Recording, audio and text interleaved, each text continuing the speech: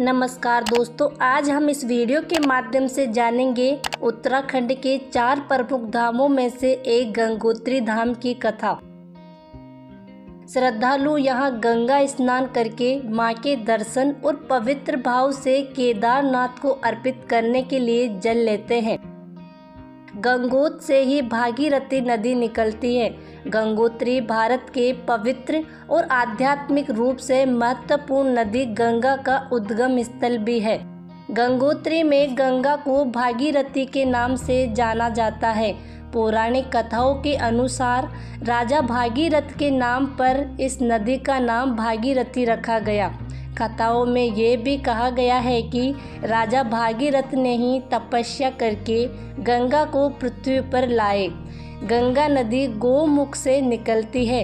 पौराणिक कथाओं में कहा गया है कि सूर्यवंशी राजा सागर ने अश्वमेध यज्ञ कराने का फैसला किया।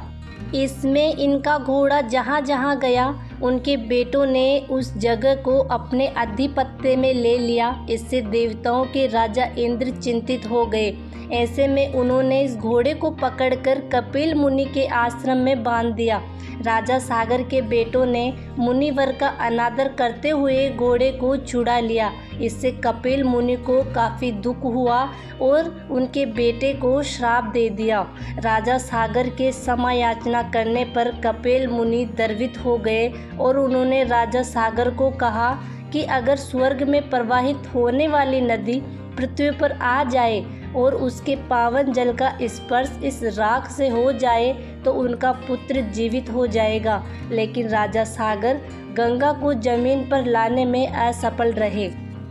बाद में राजा सागर के पुत्र भागीरथ ने गंगा को स्वर्ग से पृथ्वी पर लाने में सफलता प्राप्त की। इसके उपरांत गंगा जल के स्पर्श से राजा सागर के पुत्र जीवित हुए।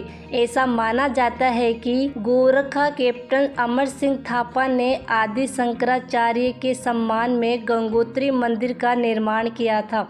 यह मंदिर भागीरथी नदी के बाएं किनारे पर स्थित सफ़ेद पत्थरों से निर्मित है। मंदिर के समीप भागीरथी शिला है जिस पर बैठकर उन्होंने गंगा को पृथ्वी पर लाने के लिए कठोर तपस्या की थी।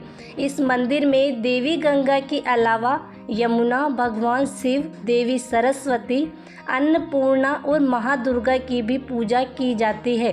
हिंदू धर्म में गंगोत्री को मोक्ष प्रदायिनी माना जाता है। यही वजह है कि हिंदू धर्म के लोग चंद्र पंचांग के अनुसार अपने पूर्वजों का श्राद्ध और पिंडदान करते हैं। मंदिर में प्रार्थना और पूजा आदि करने के बाद श्रद्धालु भागीरथी नदी के किनारे बने घाटों पर स्नान के लिए जाते हैं। इस जल को पवित्र माना जाता है तथा शुभ कार्यों में इसका प्रयोग किया जाता है। गंगोत्री से लिया गया जल केदारनाथ और रामेश्वर के मंदिरों में भी अर्पित किया जाता है।